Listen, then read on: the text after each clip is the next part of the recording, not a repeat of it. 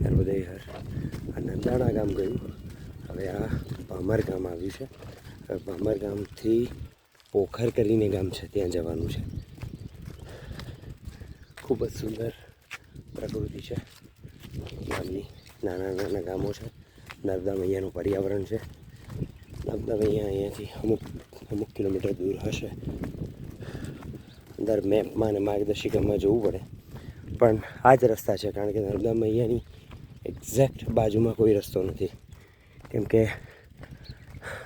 અહીંયા પણ એક ડેમ લાગે છે. એટલે એ બધા ડેમને લીધે અમુક ગામો હોય એ વિસ્થાપિત થયા હોય.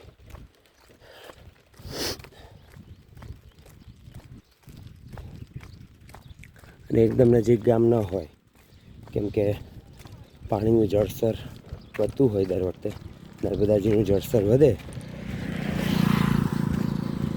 એટલે નર્મદાજીના જે જળ છે એમાં જ્યારે સ્તર વધી જાય એ વખતે પણ ડુબાણમાં જતું રહે ને, એટલા માટે નર્મદે હર.